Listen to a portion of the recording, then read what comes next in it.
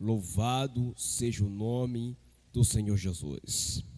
Quero saudar a todos com a saudosa paz do Senhor Jesus, a todos a qual estão participando deste programa, desta live, louvor e palavra.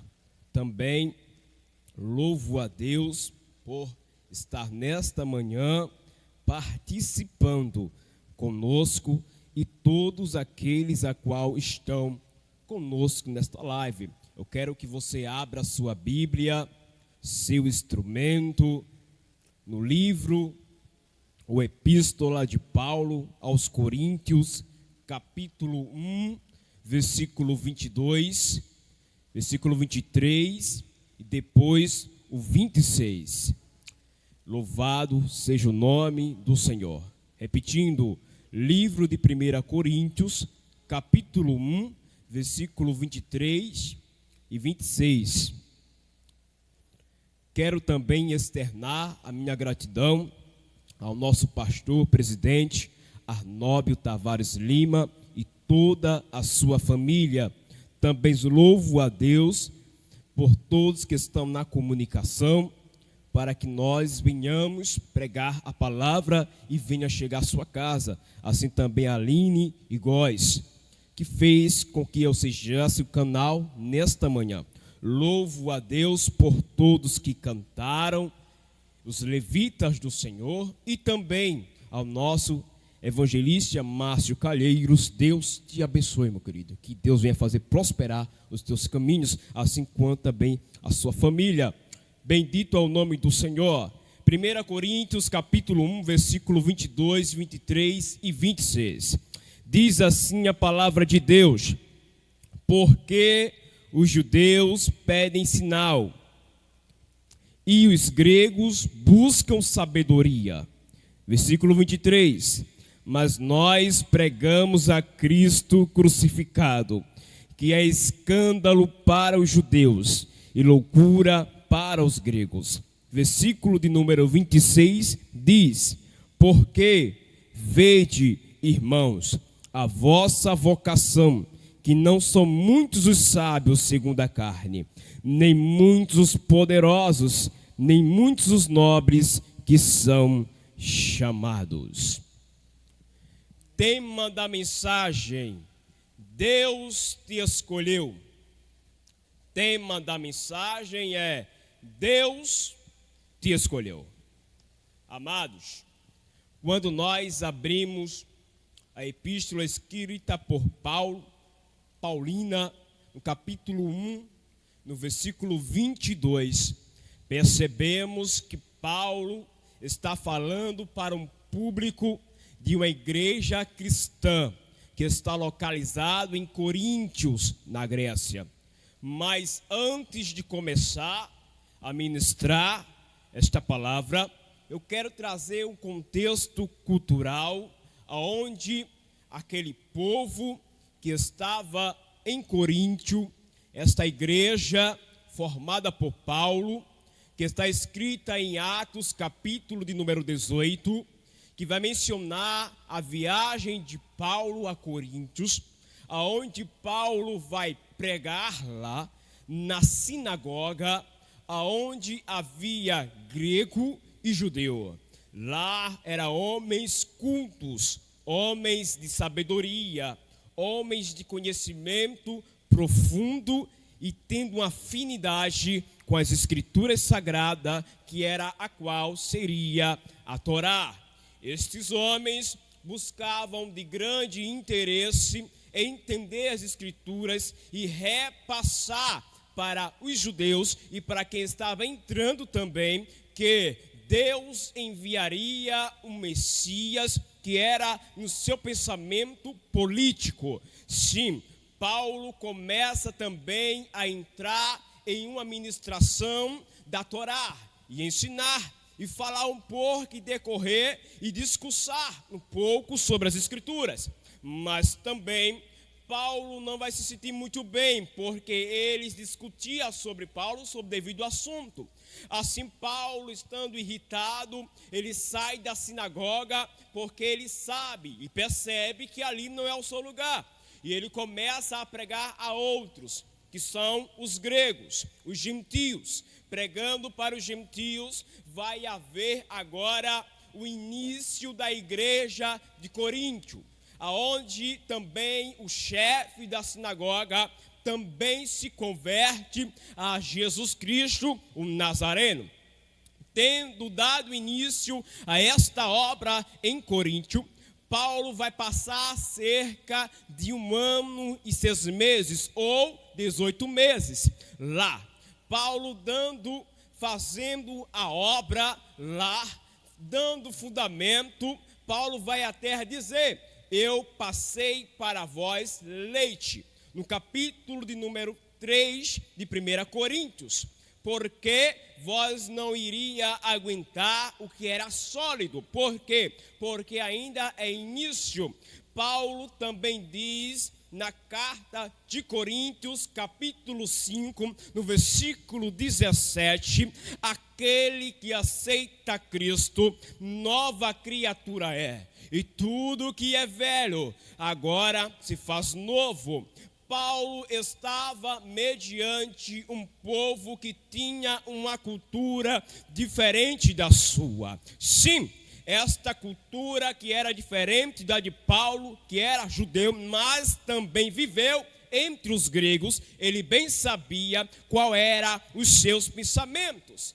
Paulo, ele foi um estrategista para poder fundar a igreja lá e ter membros da igreja no corpo de Cristo. Paulo, quando ele sabia do pensamento grego, vai se entender, até Hernandes Dias vai falar da razão geográfica. A razão geográfica daquele tempo era que ali havia 2 rios, a qual estava em Coríntio. Também havia um porto, aonde chegavam os estrangeiros.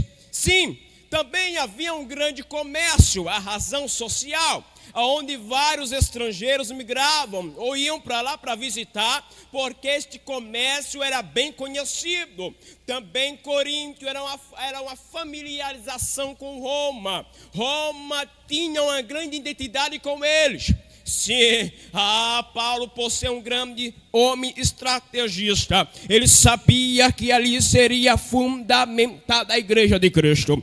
Tendo ali fundamentada a igreja, Paulo vai perceber que é hora de ele ir. Meu Deus do céu, faz-me viajar pela história, que até havia um templo de 560 metros de altura em um monte, onde havia um templo das sacerdotisas, que eram cerca de 1000. Pegando fundamentado o Heber Wagner, ele vai dizer que lá elas adoravam a Afrodite, e estas mulheres eram prostitutas, sacerdotisas, e se entregavam a qualquer um. Também na noite desciam no porto, e também se prostituíam com os estrangeiros. Olha, faz-me entender que Coríntio, a cidade de Corinto na Grécia, era dificultosa de se entender como cristão. Nos tempos atuais, você percebe que a comparação ainda é fraca, mas muitos crentes ainda não perceberam o que é servir, o que é adorar, o que é bendizer, o que é se consagrar como antigamente. Antigamente, meu amado e meu querido ouvinte, não era fácil ser crente. É por isso que a igreja de Corinto havia vários contritos entre si, dissensões. Um dizia que era de Apolo, outro dizia que era de Paulo, outro dizia: eu sou de Cristo. Mas Paulo, ouvindo esta notícia de Gálaio, da sua família, vai se perceber que ele vai mandar esta epístola endereçada a Coríntio. Por quê? Porque segundo a sua visão, o que ele passou, a sua mensagem, a sua pregação, não foi de tamanho efeito sobre eles. Eles chegaram até ser chamados de crente, mas na vivência, na prática, era bem diferente. De que da canto com luminácia.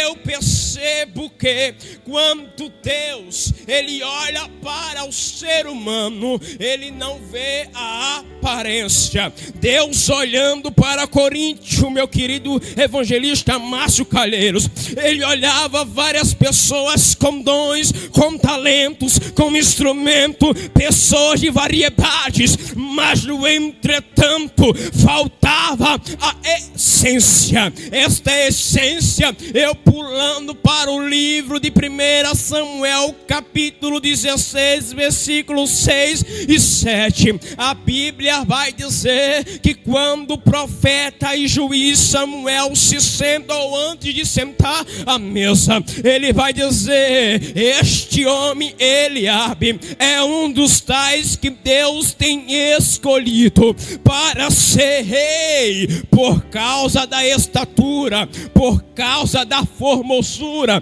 por causa da aparência. Mas chegando Deus na hora, interveio antes que ele desse a palavra dele e disse: Samuel, tu vê a aparência, mas eu, o Senhor, enxergo o teu coração. Me candorou.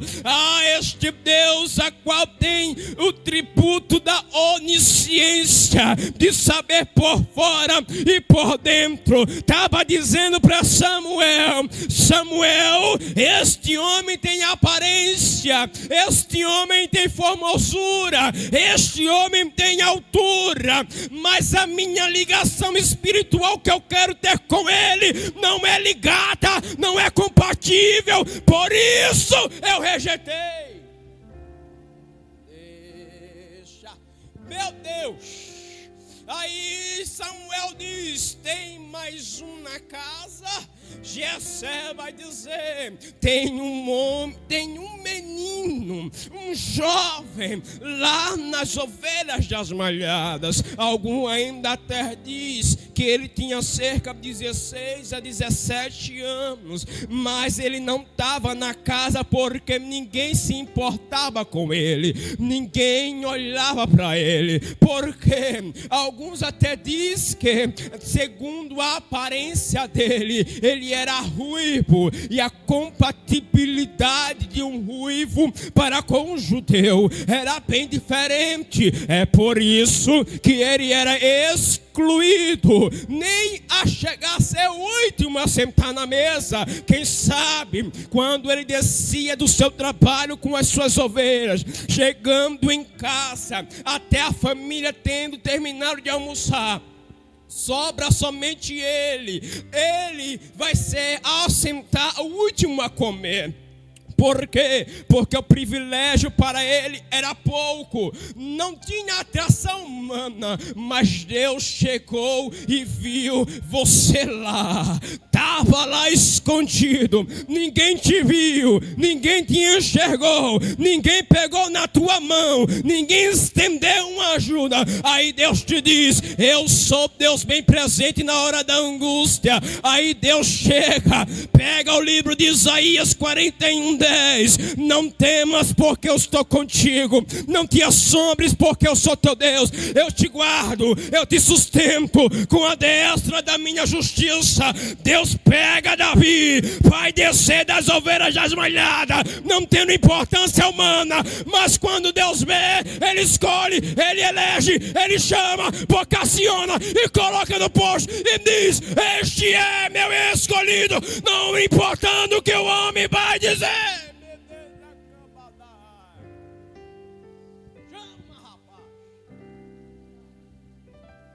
Deus não vive de aparência humana. Deus não escolheu você pelo suporte. Deus não escolheu você pela sua estatura. Deus não escolheu você por causa do seu sistema econômico. Deus escolheu você porque Ele olhou no teu coração e viu que você é importante para Ele. Oh, meu Senhor Jesus, a Bíblia vai dizer no livro de João, evangelista e apóstolo, capítulo 1, versículo 1. No princípio era o Verbo estava com Deus, e o Verbo era Deus. E o que isso quer dizer? Este Verbo é a palavra, e a palavra é Jesus, e este mesmo Jesus, João vai dizer em 3,16, ele veio ao mundo para salvar a todos aqueles que a chegar. E João ainda fala, todos aqueles que o Pai escolhe ao chegar até ele. Foi por isso que Deus te escolheu, minha amada, foi por isso que Deus te chamou, e é por isso que hoje você tem esta oportunidade de assistir, porque foi Deus que te chamou, foi Deus que te vocacionou. Deus não te olhou por fora, a tua família olha por fora, todos os teus amigos te olham por fora, mas Deus te olha por dentro. E o que é que tem dentro do homem que chama a atenção de Deus?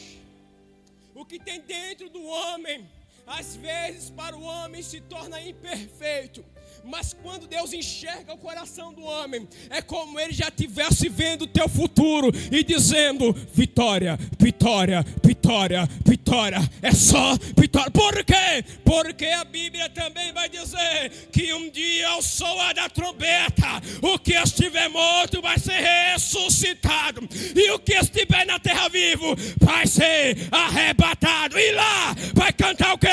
O hino da vitória, porque venceu a terra, venceu o mundo, venceu a carnalidade, venceu a impureza, venceu Satanás. Por isso é vitória, vitória.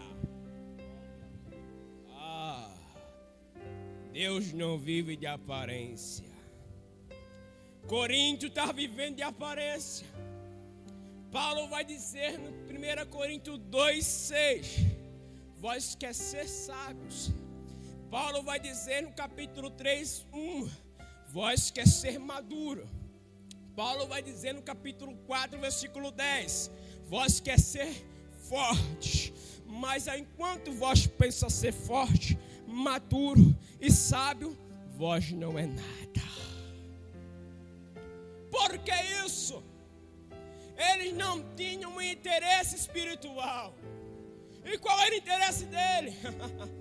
O comentarista da Bíblia Pentecostal vai informar que eles queriam, até pensar, queriam não, eles pensavam que se até Cristo recusasse, eles ainda diziam, nós somos salvos. Independente de que nós somos, nós estamos salvos. Minha amada e meu amado, Satanás tem prendido, cauterizado.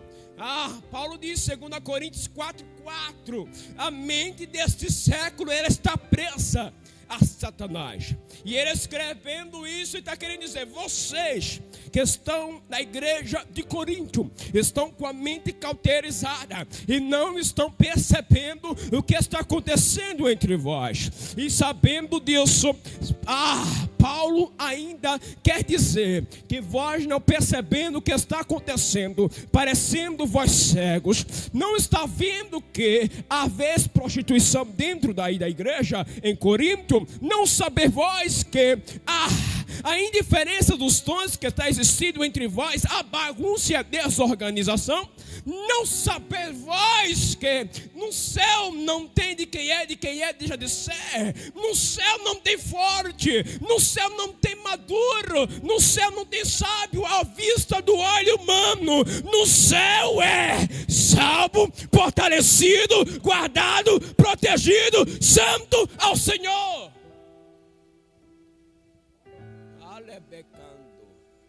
Quando nós passamos para 1 Coríntios capítulo 2, versículo 23, a Bíblia vai falar sobre a crucificação. Deixa eu explicar um pouco melhor. Neste segundo tópico, eu quero falar sobre aqueles que têm a marca de Deus. Quem tem a marca de Deus, ele tem um reconhecimento espiritual. Perceba, quando você percebe a linha de pensamento judaica, era que No Antigo Testamento falava que viria um profeta maior do que Moisés. Deuteronômio capítulo 18, versículo 10.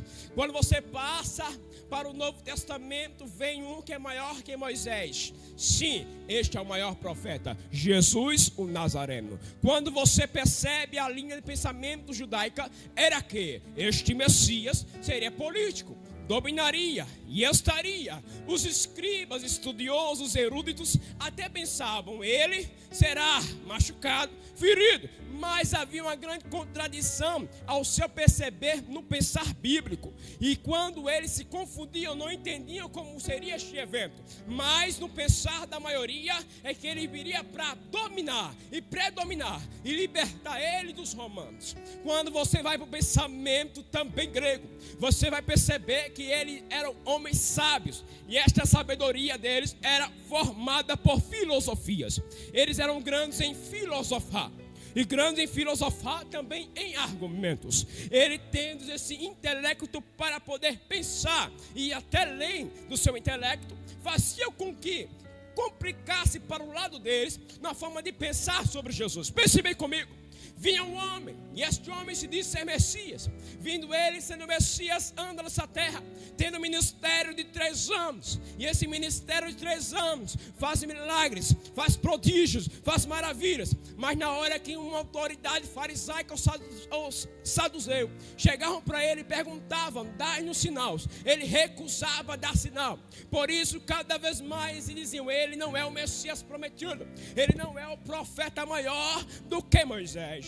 Aí, quando vem a hora término do seu ministério de 3 anos, acontece que Jesus vai morrer na cruz, aleluia, no Calvário. Tendo ele morrido na cruz do Calvário, na pior situação, dos piores, aleluia, homens daquela terra, segundo a visão do judeu, porque ele foi humilhado, maltratado, ainda mais considerado como maldito por ser ir para o madeiro. Vendo isso, os judeus já olhavam, esse daí não é o Messias honrado por Deus. Olhando na visão também da Grécia no tempo antigo, na cultura, também olhavam como é que vem um homem, este homem vai ter que morrer e depois ter que ressuscitar ao 3º dia. No pensamento dele, isso é Deus? Não. Isso confunde a nossa mente, o nosso pensar e o nosso agir, olhando bem as escrituras. E é por isso que Deus diz por Paulo em Coríntios que Deus pegou as coisas fracas, que o homem pensa que não tem valor, para confundir as fortes. Deus pegou as coisas loucas para confundir as sábias. Pense bem comigo. Deus, quando chamou você, escolheu você e te disse, você é eleito, você é chamado, foi eu que vocacionei. Mas quando pensa que não vem alguém, uma voz que diz, você é inútil, você não presta, você não vai, você não tem mais utilidade, você nem presta para reciclar. Aí Deus chega e te diz, é por isso que eu te chamei, é para confundir essas pessoas e marcar a tua história, para dizer para elas que o Deus é o mesmo e não mudou, que ainda pega de baixo e põe em cima, ele pega o derrotado e põe num ponto de vitória, para mostrar para aqueles que desconfiaram da tua promessa.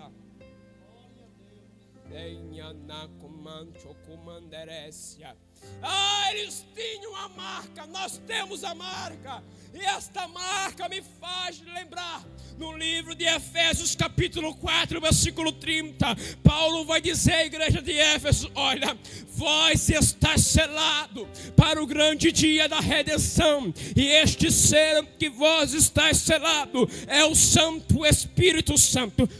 Deixa eu mencionar esse homem, essa pessoa maravilhosa, esta pessoa maravilhosa que é o Espírito Santo. Foi ele quem te selou. E é Ele quem está guardando, é Ele quem está te protegendo, é Ele quem está te livrando, é Ele quem está te dizendo agora, não vai, não faça, não vá adiante. É Ele quem está dizendo agora, venha para o caminho de Deus, venha para cá. É Ele que bate no teu ouvido agora e diz, porque você ainda tem dúvida, vem para a minha presença e o resto deixa que eu faço. Vem para a minha presença e o depois deixa comigo. Esse Santo Espírito Santo, Ele te marcou com o selo da promessa. Vamos navegar um pouco na Bíblia, no livro de Daniel capítulo 6, versículo 8. A Bíblia vai dizer que quando, aleluia, Dario assinala com seu sinete, o seu anel, para marcar, aleluia, a carta que dizia: todo aquele que adorar, venerar ou fazer petição a qualquer um outro Deus, este será réu, digno de morte na boca dos leões. Este sinete tinha um simbolismo muito forte no Antigo Testamento, dando este, aleluia, simbolismo que significaria grande autoridade, e nenhum menor que o rei poderia mudar. Até alguns dizem, nem até o próprio rei poderia revogar sua sentença. Ah, meu Deus do céu, quando você percebe, alguém decretou, aleluia, tua morte, alguém fez algo, fez uma feitiçaria, fez uma magia negra e disse: você não passa de hoje, não tem mais a hora nem o momento, a tua história vai acabar. Ah, meu Deus do céu, quiseram estragar a tua história, quiseram dizer: você não vai adiante hoje, mas Deus vai te dizendo e está te falando: hoje é uma parte de um início, de um começo, para poder ir adiante, porque a partir de hoje Deus vai mudar a tua história. Ah, meu Senhor, quando Deus te marca com a sua promessa, pode vir rei, pode vir sacerdote, pode vir autoridade, sim, pode ter vindo, mas quando Deus te marca, até o homem pode pensar: vamos colocar ele na cova dos leões, e pode até colocar dentro, mas saiba de uma coisa, que o nosso Deus que criou a natureza, que criou todo mundo, Ele também tem poder sobre o leão, e faz o leão dormir, e fazendo o leão dormir, faz o leão virar travesseiro, para você deitar, ficar confortável, aquecido, amanhecer o dia e saber: o Senhor me livrou, o Senhor me guardou. Ah, meu Senhor do céu, vamos viajar na Bíblia, livro de Salmos, capítulo 23, versículo 4, a Bíblia vai dizer: ainda que eu andasse pelo vale da sombra e da morte, saberei que eu estou seguro, porque o Senhor me guardou da morte. Ele te guardou, e Ele está te guardando. Ah, meu Deus do Senhor do céu, alguém já te ameaçou de morte, você saiu do tráfico, mas está dizendo: vou pegar ele. Mas Deus está te falando nesta manhã: eu sou Deus de livramento, porque não tem arma, não tem ferro diante de Deus, isso fica derretido e nem sai uma ponta ou uma agulha se Deus não permitir. Da mesma forma, nesta manhã, Deus está te dizendo: eu estou te livrando, eu estou dando livramento, e você não vai morrer. Por quê? Porque eu ainda tenho promessa para você. A marca da promessa. E esta marca da promessa também me faz me ligar ao ponto que alguns estão vivendo de forma que seu pensamento não está seguindo segundo o padrão espiritual. Deixa eu fazer uma breve reflexão sobre este ponto. No livro de 1 Coríntios, capítulo 1, versículo 26, a Bíblia vai mencionar 3 tipos de pessoas. Esses 3 tipos de pessoas são aqueles que auto se consideram sábios, são aqueles que consideram-se fortes e são aqueles que se consideram intelectuais. Se estes mesmos que se consideram sábios, autoridades e fortes intelectuais, essas pessoas que têm esse tipo de pensamento, vai fugindo da intelectualidade espiritual. Perceba uma coisa: Paulo pregou, trouxe a mensagem, fundou a igreja em nome de Jesus. Quando ele começou esta obra, a igreja floresceu, cresceu. Dons chegaram na igreja, mas porém os pensamentos deles não eram os pensamentos de Deus. Na hora que Paulo se aparta, eles começam a viver segundo a sabedoria terrena, segundo o intelectual terreno, segundo a força terrena. Tiago vai até dizer: a sabedoria da terra é diabólica, mas buscai a sabedoria que vem do céu. Paulo pregou a sabedoria do céu, mas eles não quiseram, e por isso Paulo teve que dizer: isso daí para Deus não é nada. Vamos passar um pouquinho e dizer que Paulo era perseguidor, mas ele poderia ser perseguidor, poderia fazer qualquer coisa, mas ainda para Deus enxergava alguma coisa naquele homem que poderia ainda ter sucesso na vida espiritual dele. Ele era um homem enganado segundo o seu pensamento, seu ponto intelectual, vivendo as 600 poucas leis judias, vivendo segundo o seu preceito e modo de viver segundo a lei que pensava que estava certo, mas segundo o padrão de Deus já mudou, segundo o ponto de vista de Deus mudou. E qual era o ponto de vista de Deus? Era: agora você, Paulo, vai ser um pregoeiro da minha palavra. Ao invés de você caçar crente, agora você vai caçar alma para o reino, porque é o mundo do teu pensamento, é o mundo do teu intelecto, é o mundo da tua sabedoria, e é o mundo das tuas táticas de vida. Mudanças que precisam existir, mudanças que precisam existir em nós. Também, meu Deus do céu, me faz me lembrar que Deus tem uma obra perfeita em nós, e esta obra que é perfeita, que tem que existir em nós, faz-me viajar na Bíblia e saber em um ponto bem histórico bíblico, que no livro de João, capítulo 1, versículo 41 e 42, André vai chamar, aleluia, o chamado Simão. Este Simão, segundo Alzebruck, vai dizer em seu livro, o significado deste nome é cana. E cana, todo mundo sabe que aqui em Rio Largo tem canavial. Quando o vento sopra na cana, ela vai para um lado e vai para o outro. A flexibilidade é tanta que ela não consegue se conter. Por isso que é chamado de uma cana flexível, que não fica no seu próprio lugar. Sabendo disso, Alzebruck vai pegar uma fonte bem interessante e dizer: olha, assim Simão era como uma cana. Se batesse o vento, ele vinha para um lado e vinha para o outro. Mas quando você vai pegar algumas coisas da fraqueza de Simão, você vai perceber no livro de Mateus, capítulo 16, no versículo de número 8, se não me falha a memória, que Jesus vai dizer: quem diz que eu sou? Aí Simão, o Pedro, vai dizer: olha, tu és o Cristo, o Filho de Deus enviado. Jesus vai dizer: bem certo disse Jonas. Olha, eu vou te dizer uma coisa, Simão, você agora vai ter a chave, sim, futuramente, do reino. E se as portas do inferno que se levantar contra ela, não irá prevalecer.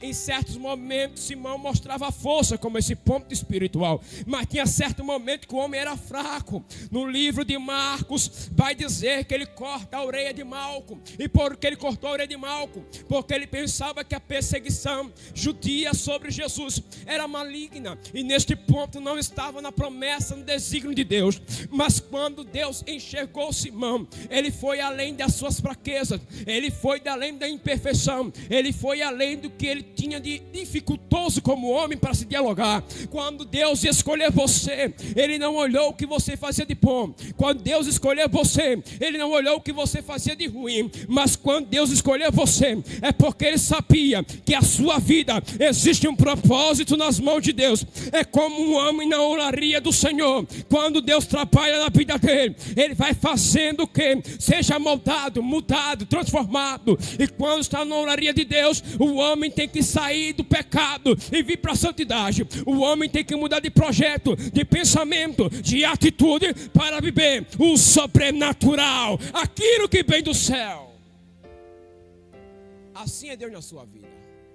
Deus quer fazer o sobrenatural, Deus quer mudar, mas porém você ainda se torna preso. E assim como Pedro não quis mudar no momento, por isso que ele cometeu erros. E você já cometeu vários erros, e é por isso que na sua mente se diz: eu não vou mais, eu vou desistir do evangelho, eu vou largar. Mas eu digo uma coisa para você: não largue, fique, permaneça, porque Deus ainda vai te surpreender nessa terra. Deus tem algo maior, Deus tem algo grande, mas às vezes nós não vemos isso, certo? Às vezes nós não vemos isso acontecer. Por quê?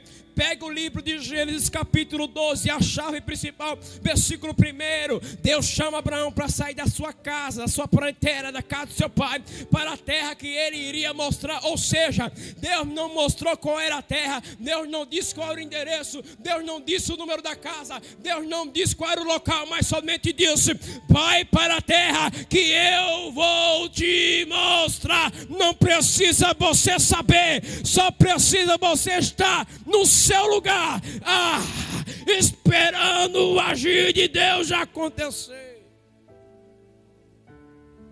Labacominévia. E quando nós sabemos disso, que Simão era como uma cana que batia de um lado e para o outro por causa do vento, sabemos que ele tinha fragilidade, e em alguns momentos ele mostrava força, mas era um homem instável, que ele tinha mutabilidade, ele mudava de pensamento, e por isso era dificultoso para Jesus trabalhar com ele em alguns momentos. Mas Jesus sabe como é a imperfeição do homem, e ele sabe como trabalhar na vida do homem. Há certos pontos que vai demorar 10, 20, 30 anos para poder mudar, mas Deus está lá, está esperando. Deus está esperando o momento dele agir. Deus só está esperando o momento que você vai dizer: eu vou mudar hoje, Senhor. Aí Deus vai dizer: eu agora me levanto do trono ao teu favor. Por quê? Porque você teve a iniciativa, e toda iniciativa, segundo a física de Newton, vai dizer: toda ação ela tem uma reação. A nossa ação é agir, pregar, falar, vai dizer, mudar e querer transformar, para que o Senhor venha agir por nós. Por isso que quando Deus enxergou em Simão um propósito, e foi além do que Pedro pensava. Por isso que quando Jesus disse assim: teu nome é Simão, mas hoje eu vou mudar o teu nome para Pedro. Por quê? O significado do nome Pedro é pedra. Então houve uma grande mudança naquele momento. Deus estava dizendo: você parece uma cana, rapaz, muda de um lado para o outro. Tu parece um momento decisivo, outro momento tu se torna em dúvida. Mas agora eu vou te dizer: tu vai ser uma pedra. A Bíblia tem muita coisa em simbolismo na pedra. A Bíblia diz que Jesus é a pedra singular. A Bíblia vai dizer que em Salmo 125, versículo 1: aqueles que confiam no Senhor serão como montes de Sião, que não se abala, mas permanece para sempre. Jesus está dizendo para Pedro: Pedro, vai ter certos momentos que tu vai fraquejar, mas vai ter outros momentos que eu vou te dizer: depois que eu voltar para o céu e enviar o Espírito Santo, eu vou te mostrar que o teu nome existe um significado, e esse significado é forte. E qual foi o significado forte na vida de Pedro? Foi que quando ele levantou no meio da multidão, cerca de 3.000 pessoas, no meio de 500 atrás, na retaguarda dele, homens espirituais batidos no Espírito, na aleluia, batendo no espiritual, falando em línguas. Ele teve autoridade e ousadia em falar: olha, homens, este Jesus, ele é o Cristo que salva. Ele foi o único a levantar e a pregar e quase converter 3.000 almas para o reino. É este mesmo Jesus que quer mudar a tua história. É este mesmo Jesus que quer mudar o teu estado. Este mesmo Jesus que quer fazer a diferença na tua vida, mas você tem que permitir que Ele entre. Aí sim, Ele vai operar coisas maravilhosas. Pulando de Pedro, me faz lembrar a história de Paulo. Paulo, sim, o próprio escritor de Coríntios. Você percebe que este homem, ele tem uma história fantástica quando foi cristão. Mas perceba que quando Paulo, antes de se transformar em um Paulo dos gentios, pregador do evangelho, ele também teve dificuldade para entender quem é o Cristo. Ele foi um homem que perseguiu. Alguns consideram como mercenário. Por quê? Porque no pensamento dele, por ser de Israel, baseado no livro de Filipenses capítulo 3, versículo 5 e versículo 6, ele vai dizer: eu sou da linhagem de Israel, da tribo de Benjamim, circuncidado ao 8º dia depois de nascença. Ele vai dizer mais: segundo a lei irrepreensível, segundo o zelo perseguidor da igreja. Sim, ele mesmo vai considerar que ele era perseguidor da igreja, um mercenário. Ele até chegou a ter dúvida após o seu convertimento, porque até Adonias duvidou da chamada de Paulo, porque Paulo perseguiu os cristãos para matar. Paulo perseguiu os cristãos para dizer: ainda a seita judaica, ainda ela está de pé, e não vai existir outra religião fora essa. No seu pensamento era perfeito, no seu pensamento era certo, mas quando Deus viu em Paulo que Paulo tinha todo fervor para perseguir, para maltratar, para fazer de tudo que era mal, Deus também olhou e disse: eu vou converter essas forças que ele usa contra mim, para que ele use essas forças para o meu reino. Quando Deus pegou Paulo, derrubou ele, e ele caiu, segundo a luz que bateu em seus olhos, ficou com escamas nos olhos, orou 3 dias, orando 3 dias cego, não vendo nada, Deus falando com ele, e ele com Deus, ele sabendo que agora era Jesus que estava tratando com ele, porque ele não podia com os aguilhões, ele não podia com os ferros, ele não podia contra a força que existia além dele. Então ele percebeu que esse Jesus, aquele que ele maltratava os seus filhos, estes mesmos eram daqueles que estavam ligados com Deus, e ele agora teve que perceber: quem tem que estar ligado com Deus agora é ele, porque ele se converteu, aleluia, dos seus maus caminhos, para poder agora andar com Jesus. O que Deus fez na vida de Paulo, ele também pode fazer na vida. Paulo fez grandes coisas e grandes feitos. Deus disse para Adonias: olha, Adonias, este homem é um vaso escolhido, e este vaso escolhido é para ser transformado, para chegar a um certo ponto que quando o meu azeite bater no vaso e encher, ele venha transbordar para encher outros vasos. E ele vai pregar esta mensagem a reinos, imperadores, e ele vai pregar essa mensagem a magistrados, a autoridades, porque foi eu quem escolhi ele. A mesma coisa foi Deus quem te escolheu. Paulo ainda diz em 1 Coríntios versículo 27 do capítulo 1: Deus escolheu as coisas loucas deste mundo para confundir as sábias.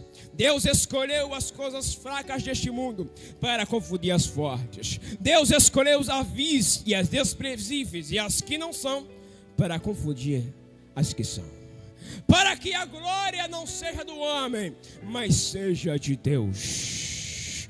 Entendendo a mensagem que Paulo queria dizer: olha, eu quero te repassar uma coisa, e esta coisa que eu vou lhe repassar é importante, que a sua sabedoria humana, o seu pensar humano, a sua força física, o seu modo de ver aos outros que é desprezível, Deus está te dizendo: chegou a hora de mudar este pensamento, porque Deus escolheu o Calvário, a crucificação, que para o judeu é fraco, é inútil, é desprezível, para dizer para os fortes: esta daí eu pego isso como exemplo para poder salvar vidas.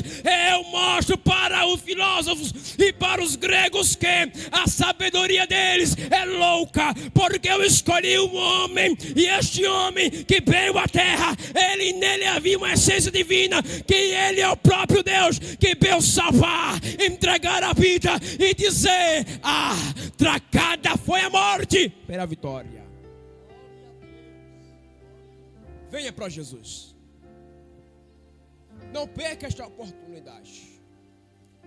Deixe as coisas que para você é sábias.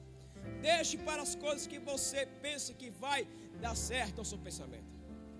Deus está dizendo para você: venha para mim. Os coríntios estavam pensando: eu sou crente. Você até pode pensar: eu sou crente. No seu pensamento, muita gente diz isso. Mas será que a sua vivência, será que o seu proceder está indo segundo a vontade de Deus? Então Deus está dizendo: venha para a minha presença de forma real. Venha viver o sobrenatural. Chegue para mim. Não fique de fora. Deus está dando de livramento, rapaz. Chega para Jesus. Não fica de fora deste caminho, porque Deus tem uma promessa para acontecer em sua vida, mas às vezes você põe o pé para trás, e é por isso que fica paralisado. Eu me lembro uma certa vez que eu estava pregando no culto de rua, havia na minha frente uma sinuca e os rapazes que estavam jogando. Quando comecei a pregar neste dia, os rapazes ficaram olhando até o terminal da pregação. Eu olhava para eles e eles olhavam para mim. Quando penso que não, os missionários foram lá, soltaram a palavra. Eles disseram: hoje não, mas um dia após esta pregação, eu estava trabalhando como caixa, e quando eu estava trabalhando, chegou um rapaz deles e me perguntou: você me conhece? Eu disse: rapaz, conheço não. De onde é? Eu disse: eu sou daquele dia que você estava pregando. E foi, rapaz, foi. Olha, vou te dizer uma coisa: naquele dia que você estava pregando, eu queria ir à frente, não somente eu, mas todos os colegas que estavam comigo, mas nós não foi. Por quê, rapaz? Você não foi, rapaz? Diga logo. Eu digo: porque nós estávamos com vergonha. E rapaz, e agora? Ele disse: mas nós queremos ir para a igreja. E eu disse: não perca a oportunidade. É a mesma coisa agora. Você quer vir para Jesus, mas às vezes esses empecilhos, a vergonha, esses empecilhos da família, esses seus ancestrais, e você diz: não dá para mim, não me encaixo nisso. Ah, mas deixa eu te dizer, você se encaixa, rapaz. Foi Deus que te chamou, foi Deus que te escolheu, foi Deus que te elegeu, chamou pelo teu nome. A Bíblia vai dizer, o livro de Isaías 49:15: pode uma mãe esquecer do seu filho que amamentou desde sua meninice? Claro que não, mas ainda que ela esquecesse, o Senhor não esquecerá de vós, e tem gravado o seu nome na palma das suas mãos. E é por isso que quando Deus escreve nas palmas da mão dele, ele está dizendo: eu me lembro de você, eu sei qual é a sua história, eu sei qual é a sua trajetória, e sei qual foi a caminhada dura que você enfrentou. Assim Paulo também diz nos seus escritos que aqueles que aceitam Cristo vai se tornar nova criatura. Então a chamada de Deus é certa. Venha nesta semana, venha hoje mesmo para Jesus de Nazaré, porque Ele te chamou pelo teu nome e Ele gravou nas palmas da mão dele. Ainda Isaías diz, capítulo 59, versículo 1: os ouvidos do Senhor não estão agravados, aleluia, e suas mãos não estão encolhidas para que não possa salvar. As mãos do Senhor estão, aleluia, estendidas, os olhos do Senhor estão atentos para te ouvir e para te salvar. Mas como eu disse antes, você tem que haver uma atitude cristã, uma atitude para vir chegar, porque a força é do Senhor. Você é fraco, você é frágil, você não tem forças, mas o Senhor, Ele é tua força, o Deus bem presente. Eu te digo uma coisa: aqueles que aceitam Cristo não se arrependem, aqueles que vêm para Jesus, Ele não se envergonha. Por quê? Porque o Espírito Santo não vai deixar órfão, Ele vai ficar com você, Ele vai permanecer com você, e Ele está te convidando, Ele está te chamando. Chega para os braços de Jesus, vem para os braços de Jesus. Nesta manhã,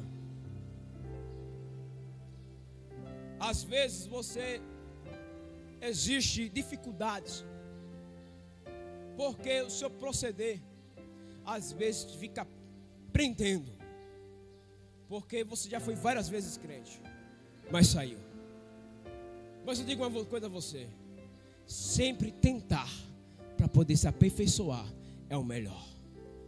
Venha para Jesus, porque Ele está te chamando, Ele está te convidando, e eu tenho certeza absoluta que você não vai perder nada. Assim eu agradeço a oportunidade, em nome de Jesus.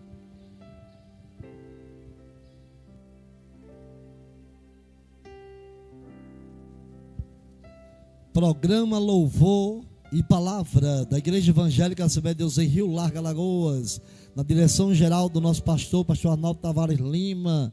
Louvamos a Deus, irmão, por essa palavra tão abençoada nesta manhã. Paulo diz: pregamos a Cristo crucificado, aquele que deu a vida por mim e por você na cruz do Calvário. Onde é que está a quarta pessoa? Coloca aí: eu aceito. Estaremos orando pela tua vida, estaremos fazendo neste momento a última intercessão, a terceira intercessão, o terceiro clamor desta manhã, pelos pedidos que tem chegado agora há pouco. Estaremos apresentando ele ao nosso Deus vivo, ao nosso Deus verdadeiro, para que o Senhor entre em cada causa nesta manhã, proporcionando vitória a cada vida que pela fé alcançarão os milagres do Senhor nesta manhã. E o maior milagre é entregar a sua vida ao Senhor Jesus. Tem mais alguém para Jesus? Coloca aí, eu aceito. Estaremos orando pela sua vida. A sua vida é valiosa para o Senhor. A quarta chegou. Levante a mão e dê glória a Deus. Onde é que está a quinta pessoa? Queremos orar por você. Estamos no término do nosso trabalho, do programa Louvor e Palavra, de segunda a quinta. Estamos aqui das 8h30 às 11h30. Amanhã é ciclo de oração, manhã e tarde. Então convido vocês para juntos adorar o nosso Deus lindo e poderoso. Onde é que está a quinta pessoa? Coloca aí, eu aceito. Mude a tua história, mude a sua vida. Deus é Deus de milagre, e Ele quer fazer o milagre da salvação, da restauração, da reconciliação sobre a tua vida. Ele tem o poder de mudar a nossa história. Quero convidar todos que estão comigo aqui a se colocar de pés. Quero convidar o ministrante, o último ministrante, Elias. Ele vai fazer um clamor, o terceiro clamor pelas almas, neste momento. A quinta pessoa já chegou. Onde é que está a sexta? Coloca aí, eu aceito. Ainda dá tempo de você entregar a tua vida a Jesus. Deus vai mudar a tua história. Deus vai mudar a tua história. A partir de hoje, você vai ver que tudo vai mudar na sua vida. Entrega o teu caminho ao Senhor, confia nele, Ele tudo fará. Onde é que está a sexta pessoa? Coloca aí, eu aceito. Você vai orar por essas mais duas vidas que aceitou Jesus. São 6 autores. Você vai orar e vai interceder pelos aqueles que estão nos hospitais, que necessitam de um milagre, de restauração. Aqueles que estão, graças a Deus, saiu da UTI, está na enfermaria, está aguardando voltar para os seus lares. Você vai orar pelos aqueles que estão necessitando de uma restauração no casamento, no lar, a libertação de um filho, de uma filha, causa na justiça. Estará orando nesse momento, apresenta essas mais duas vidas que entregou a vida ao Senhor agora. E quero dizer a vocês que segunda-feira, Deus permitir, o programa Louvor e Palavra. A sexta pessoa está chegando agora, diga amém. Onde é que está a sétima? Coloca aí, eu aceito. Eu quero orar, e eu digo a você, a partir de hoje, tudo vai mudar na sua vida. As lutas virão, mas você vai vencer cada uma delas no Senhor, porque a tua vida agora está aos cuidados do Senhor. Quando eu digo que Deus está no controle de tudo, é que nada foge da presença de Deus. Mas Deus, Ele dá livre-arbítrio. Tem muitas coisas que acontecem na sua vida que Deus não quer, mas acontece pelas nossas decisões, pela sua decisão. Mas se você entregar a tua vida a Jesus, dizer: Jesus, toma conta da minha vida, dirija a minha história, aí você vai ver que tudo da sua vida estará no controle de Deus. Não vai cair um fio de cabelo se Deus não saiba da tua história. Deus, Ele vai fazer um milagre.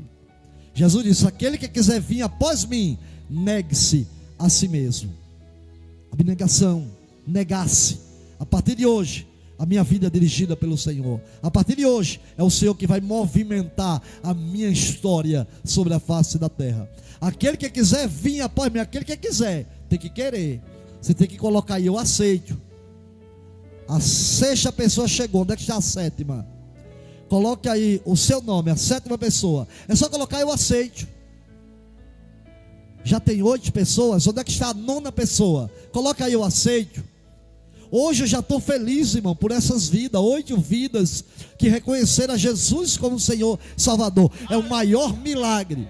É você reconhecer ao Senhor como Senhor da tua vida.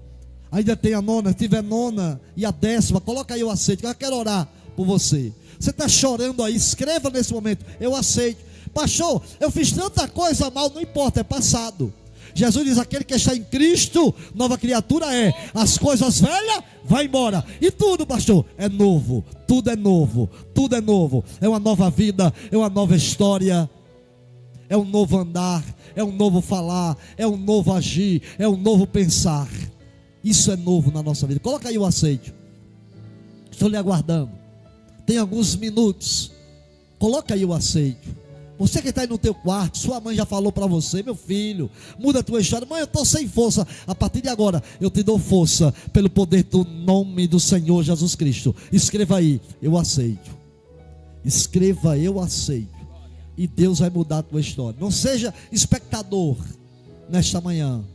Não, a partir de agora você vai fazer parte da maior família da face da terra, a família que serve ao Senhor, alcançar a bênção de Abraão, que através pela fé abençoaria todas as famílias da terra. Tua família está debaixo de uma bênção, mas a salvação depende da tua decisão de entregar os teus caminhos ao Senhor Jesus Cristo. Nosso amado Elias vai orar em nome do Senhor por essas almas, 8 vidas para Jesus. Depois você vai fazer a intercessão pelos aqueles que estão necessitados de algo nesta manhã, em nome de Jesus. Pode orar. Feche seus olhos. Você que está em casa, fique de pé em nome de Jesus, porque Deus vai bradar aí na sua casa. Deus vai tocar no teu coração. Feche os olhos. Deus querido e Deus amado, eu já quero te bendizer, ó meu Deus. A minha alma te louva, meu Senhor, por essas 8 vidas que entregaram-se hoje nesta manhã. Que o Senhor Jesus venha protegê-las e todas as ameaças que foram feitas contra elas, espiritual ou fisicamente, ó Pai, em nome de Jesus eu repreendo, e que elas agora venham seguir, Senhor, os passos como mandaram Jesus, que o Divino Santo Espírito Santo meu Deus, consola os corações delas. Meu Senhor, que a tua unção venha sobre elas. Que o Senhor venha abraçá-las, ó Deus. Que o Senhor venha protegê-lo de toda armadilha satânica. E que o Senhor vá adiante deles para os guiar nesta caminhada maravilhosa. Santo Deus e Santo Pai, também eu quero te pedir no nome santo de Jesus, aquelas pessoas que estão enfermas, doentes, que estão nos hospitais, meu Senhor, enfrentando uma grande fila, ou que estão não sendo atendidas, ó Deus, ou estão sendo atendidas por médicos, mas mesmo assim, ó Pai, foi enganada pela medicina. Em nome de Jesus, Senhor, eu quero profetizar, meu Pai, com a autoridade do Santo Espírito que está em mim, que move em mim e vive em mim, que eles serão curados, aqueles, ó Pai, que chegaram e pediram e clamaram, choraram nesta manhã, meu Deus, pedindo um socorro. Meu Pai, te pedindo, Senhor, me ajuda, Senhor. Ouviu, eita, Jesus, assistiram agora neste programa da manhã e disseram: eu creio, Jesus, que o Senhor pode fazer, meu Pai. Em nome de Jesus eu profetizo, meu Deus, que a cura está liberada para elas, e que elas venham agradecer, ó Pai, e chegar a Ti e dizer: Senhor, eu te agradeço mais uma vez por tua fidelidade, por nós, pelo que o Senhor nos mostra como sendo Deus. Meu Pai, eu te apresento, Senhor, aquelas pessoas que estão com dificuldade no casamento, ó meu Pai eterno. O diabo, meu Pai, quer destruir, o diabo quer separar na candorovia nere de cantorovia camanai. Mas o Senhor te diz: te acalma, mulher, porque Deus está entrando com providência em toda artimanha satânica, demoníaca, vai cair por terra, porque Deus está pelejando por você nesta guerra, e Deus está salvando teu marido. Deus de guerra, Deus de vitória, Deus maravilhoso. Meu Senhor, eu também quero te apresentar todos os crentes que vieram com pedido esta manhã. Eu quero pôr nas tuas mãos e crendo que o Senhor vai fazer grandes coisas, porque o Senhor ouviu a petição de muitos crentes nesta manhã, e breve, Ele irá de dar uma resposta. Oh, meu Senhor Jesus, eu oro pela porta aberta para os desempregados, meu Pai. Pode bater a doença, a Covid, pode ainda o inferno fechar a porta, mas se o Senhor não fechou, ela permanece aberta. Ah, meu Deus, meu Pai, abre as portas espiritual, concede os dons a crente, abre as portas da espiritualidade e paz, meu Deus, bradar em Rio Largo. Assim eu quero te agradecer, Jesus, por mais uma oportunidade, em nome do Pai, o Filho e do Espírito Santo.